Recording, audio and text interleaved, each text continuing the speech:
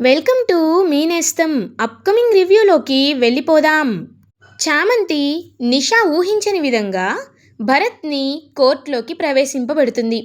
ఏ రోజైతే బ్యాచిలర్స్ పార్టీలో గుణాని కావాలనే నిషా రూమ్కి భరత్ పంపించాడో అతన్ని కోర్టుకి తీసుకువస్తుంది చామంతి. తీసుకువచ్చి అసలు నిజాన్ని చెప్పిస్తుంది. సార్, నేను మీకు అబద్ధం చెప్పటం లేదు. అక్కడ ఆ రోజు ప్రేమ్ సార్ కేవలం నిషాని రూమ్లో డ్రాప్ చేసి తిరిగి 5 నిమిషాల్లో వచ్చేశారు. తర్వాత గుణ అనుకోకుండా వెళ్ళాడు, నేను చూశాను అని చెప్పడంతో ఇంకా కోర్ట్ అయితే ఆ ప్రూఫ్నైతే కన్సిడర్ చేస్తుంది. చేసి ఒక్కసారిగా ఇంకా తీర్పు ఇవ్వబోతుంటే ఇతను కూడా ఆ రోజు ఆల్కహాల్ కన్జ్యూమ్ చేశాడు. ఒక ఆల్కహాల్ కన్జ్యూమ్ చేసిన వాడి మాటల్ని మనం ఎలా కన్సిడర్ చేస్తాం యువర్ ఆనర్ అని వాదించేసరికి ఇంకా ఆలోచనలో పడిన జడ్జి అయితే ఒక తీర్పునిస్తారు. ఈ కేసు చాలా కాంప్లికేటెడ్గా ఉంది. ఎవరి వైపు న్యాయం ఉందో స్పష్టంగా అర్థం కావటం లేదు. కానీ ప్రేమ్ ఎలాంటి తప్పు చేయలేదని కూడా ఒక సాక్ష్యం కనబడింది. కాబట్టి బిడ్డ పుట్టిన తర్వాత బిడ్డకి DNA టెస్ట్ చేసిన తర్వాత నిజాలు నిరూపణ అవ్వాలి అని ఈ కోర్ట్ ఆర్డర్ వేస్తుంది అని చెప్పేసి ఇంకా అలా కోర్ట్ని బిడ్డ పుట్టిన తర్వాత కేసుని వాయిదా వేయాలి అని ప్రేమ్ని కూడా రిలీజ్ చేసేస్తుంది. ఇంకా ప్రేమ్ అలా పాపం బయటికి వచ్చేస్తాడు.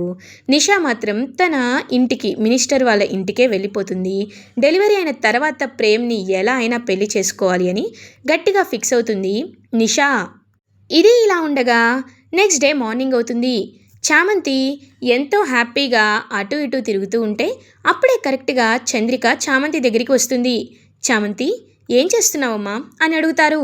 ఏం లేదత్తా, ఇవాళ శ్రావణ శుక్రవారం కదా, అందుకే త్వరగా లేచి పూజ చేస్తున్నాను అని అంటారు. అవును, ఇలాంటి మాసంలో పూజ చేస్తే భర్తకి అంతా మంచి జరుగుతుంది అని అంటారు. వెంటనే ఇంక పాపం అలా చామంతి ప్రేమ్ని తలుచుకుంటూ ఉంటుంది. అవును, ఆయన కోసమే అని అంటుంది.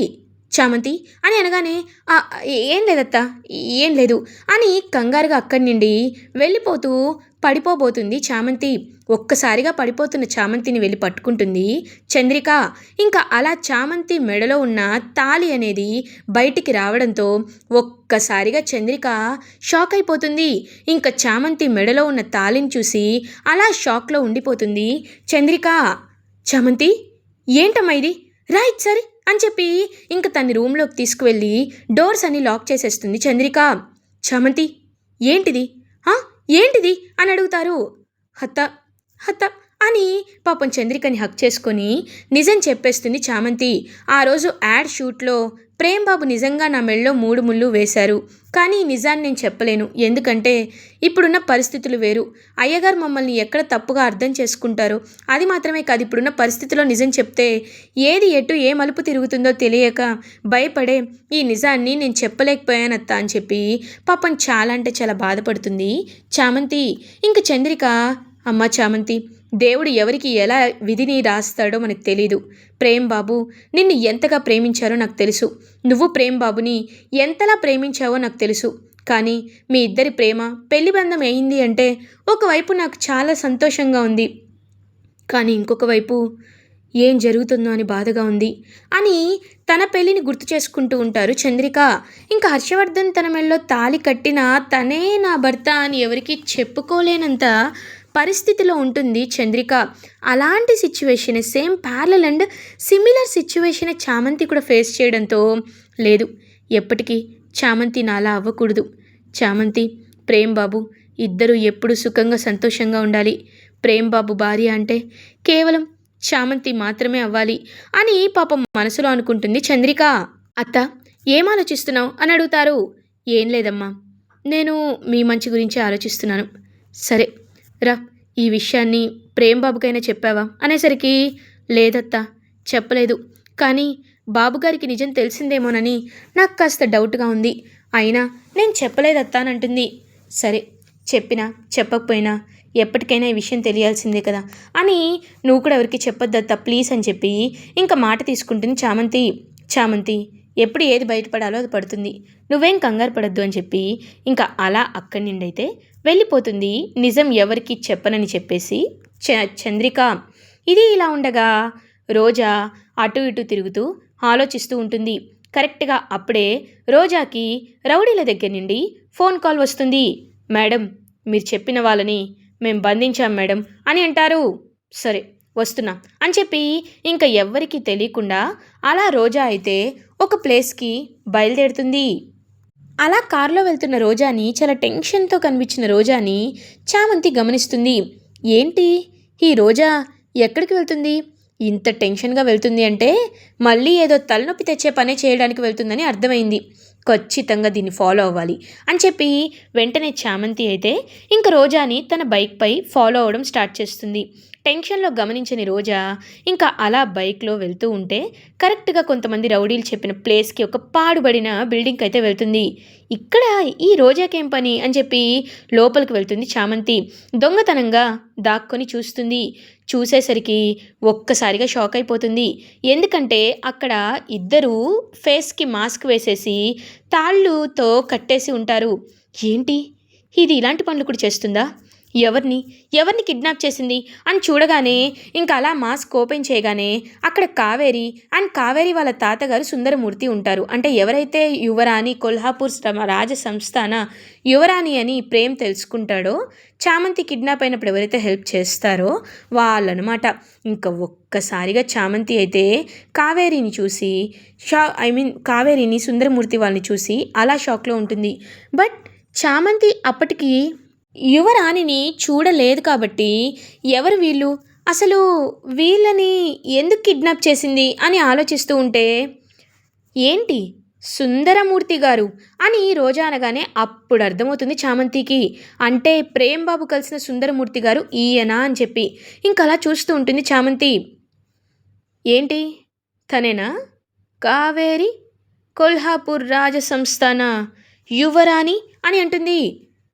ప్లీజ్ నా నా మనవరాల్ని వదిలిపెట్టేమ్మా, ప్లీజ్, నువ్వేం అడిగినా చేస్తాను అని అంటారు. ఏమడిగినా చేస్తావా? ఏమడిగినా? అయితే ఒక పని చేయి, నువ్వు నీ ప్రాణాలను ఇచ్చేసే, లేకపోతే నీ మనవరాలి ప్రాణాలు ఇవ్వు అని అంటుంది. ఒక్కసారిగా షాక్ అయిపోతారు. మేడం ప్లీజ్, మీరు ఎందుకు ఇదంతా చేస్తున్నారు అని అడుగుతుంది కావేరి. చూడు, ఎప్పటికైనా నీ వల్ల నాకు డేంజర్ అవుతుంది. నేను కొల్హాపూర్ రాజసంస్థాన యువరాణిగా అన్ని పరీక్షల్ని తట్టుకొని కష్టపడి గెలిచాను. నేనే పట్టాభిషిక్తురాల్ని అవుతున్నాను. ఈ దసరాకి నాకు పట్టాభిషేకం జరుగుతుంది. ఏ నిమిషమైనా ఆ చామంతి నిన్ను తీసుకొచ్చి యువరాణిగా ప్రకటించాలి అని ఆలోచిస్తుంది. ఆలోపు మీరు పైకి పోతే నేనే యువరాణవుతాను. నేను నా పదవి కోసం, నా స్థానం కోసం చేస్తున్న ఫస్ట్ మర్డర్ అని అంటుంది. ఇంకా చామంతి ఒక్కసారిగా షాక్లో ఉండిపోతుంది. వెంటనే ఇంకలా చూస్తూ ఉంటారు సుందరమూర్తి. చూడండమ్మా, మీరు చేస్తుంది చాలా పాపం, మీరు తప్పుగా అనుకుంటున్నారు అని అంటారు. ఏంటి ఏంటి తప్పుగా అనుకునేది? నాకు అర్థమైంది. ఇప్పుడు నువ్వు ఏం సోది చెప్పబోతున్నావో నాకు బాగా తెలుసు. అమ్మా మమ్మల్ని వదిలేయండి, నేను ఎప్పటికీ నిజం చెప్పను. నా మనవరాలను తీసుకొని నేను ఎక్కడో చోట బ్రతుక్కుంటాను. అదే కదా చెప్పాలనుకుంటున్నావు? ఎవరు నమ్ముతారు నీ బోడి కబుర్లు? అయినా అన్ని వేల కోట్ల ఆస్తి చేతికొస్తుంది అంటే నీకు ఆశ కలగకపోవచ్చు. ఇదిగో ఈ కావేరికి కూడా ఆశ కలగదా ఏంటి? ఆ ఆశని ఇప్పుడే చంపేయాలనుకుంటున్నా అని చంపేయండ్రా అని ఇంకలా వెనక్కి తిరుగుతుంది రోజా. ఇంకా చామంతి సింహంలా ప్రవేశిస్తుంది అక్కడికి. ప్రవేశించి ఒక్కసారిగా రౌడీల కళ్ళల్లో తీసుకొని మట్టి కొడుతుంది. ఇంకా రౌడీలు ఒక్కసారిగా అరుస్తూ ఉండేసరికి వెంటనే రోజా వెనక్కి తిరిగి చూస్తుంది. చామంతి సింహంలా వాళ్ళని బాగా కొట్టి కొడుతూ ఉంటే అది చూసిన సుందరమూర్తి ఒక్కసారిగా షాక్లో ఉండిపోతారు. ఇంకా కావేరి కూడా అలా షాక్లో ఉండిపోతుంది. ఇంకా ఇద్దరు అలా చూస్తూ ఉండిపోతారు చామంతి వైపు. ఇంకా రోజా వెంటనే వామ్మో ఇదొచ్చిందేంటి అని చామంతి వైపు చూస్తూ ఉంటే, ఛీ, నీదొక బ్రతికేనా? అంటే వీళ్ళని చంపేయాలనుకున్నావా? నిన్ను అని చెప్పి కొట్టబోతుంటే ఇంకా పారిపోయి అక్కడి నుండి వెళ్ళిపోతుంది రోజా. అమ్మ కావేరమ్మ మీరు జాగ్రత్తగా లేవండి అని చెప్పి ఇద్దరిని లేపి ఇంక తీసుకువెళ్తుంది. వెంటనే అలా ఆయన మాత్రం కన్ను ఆర్పకుండా చూస్తూనే ఉంటారు చామంతి వైపు. సార్ మీరేం కంగారు పడకండి, ఆ రోజా మిమ్మల్ని ఏం చేయలేదు. నేనున్నాను కదా, ప్రేమ్ బాబుకి నేను చెప్తాను. మిమ్మల్ని మిమ్మల్ని చాలా జాగ్రత్తగా, చాలా సేఫ్గా ఉండే ప్లేస్లో ప్రేమ్ బాబు దాచిపెడతారు. ప్రస్తుతానికైతే ఇదిగోండి ఈ మంచినీళ్ళు తాగండి అనేసరికి, అమ్మా అమ్మా అమ్మా నువ్వు నువ్వు అని చెప్పి ఆయన చేతులు పట్టుకొని గడగడ వణికిపోతూ ఉంటారు. సుందరమూర్తి గారు, మీరు ఎందుకంత కంగారు పడుతున్నారు అని అడుగుతుంది చామంతి. అమ్మ అమ్మ నేను నీకు నీకు ఒక విషయం చెప్పాలి. వెంటనే మనం ఇంటికి బయలుదేరదాం. అమ్మ కావేరి కావేరి రామ ఇంటికి వెళ్దామని చెప్పి ఇంకా వాళ్ళు ఉంటున్న ఒక కొత్త ఇంటికైతే చామంతిని కూడా తీసుకొని వెళ్తారు. ఇంకా చామంతి అలా ఇంటికైతే వస్తుంది. ఏమైందని చెప్పి చూసేసరికి ఇంకా వెంటనే ఆయనైతే ఒక ప్లేస్కి తీసుకువెళ్ళి అలా కర్టెన్ని ఓపెన్ చేస్తారు. కర్టెన్ ఓపెన్ చెయ్యగానే అక్కడ శ్రీ శ్రీ శ్రీ రాజా కుమారవర్మ ఫోటో అండ్ కుమారవర్మ పక్కన యువరాణి అంటే చామంతి వాళ్ళ అమ్మగారి ఫోటో, సాక్షాత్తు చామంతి లాగే ఉండే ఆవిడ ఫోటో, లైక్ మహేంద్ర బాహుబలి అమరేంద్ర బాహుబలి లాగా చామంతి లాగే వాళ్ళ అమ్మగారు ఉన్న ఫోటోని చూసి ఒక్కసారిగా చామంతి అయితే షాక్ అయిపోతుంది. తన మైండ్ అయితే బ్లాంక్ అయిపోతుంది. ఇంకా వెంటనే అలా చూస్తూ ఉండిపోతుంది. అమ్మా నువ్వు నువ్వు చామంతిగా ఎందుకున్నావో నాకు తెలీదు, కానీ ఒకటి మాత్రం నాకు తెలుసు, నువ్వు మా మహారాణివమ్మ. నువ్వే కొల్హాపూర్ రాజ సంస్థానానికి అసలైన యువరాణివమ్మ. నిన్న ఆ రోజే చూసుంటే ఈ నిజాన్ని ప్రేమ్ బాబుకి అప్పుడే చెప్పేవాడిని. కానీ నేను నిన్ను చూడలేదు కాబట్టే నాకు ఈ నిజం తెలియలేదు, లేకపోతే అప్పుడే చెప్పేసేవాడినమ్మా అని ఇంకా ఆయన నిజాన్ని బయట పెడతారు. ఒక్కసారిగా చామంతి తనలా ఉన్న వాళ్ళ అమ్మ ఫోటోని చూస్తూ అలా షాక్లో ఉండిపోతుంది. ఇంకా చామంతి అయితే అలా కళ్ళు తిరిగి పడిపోతుంది.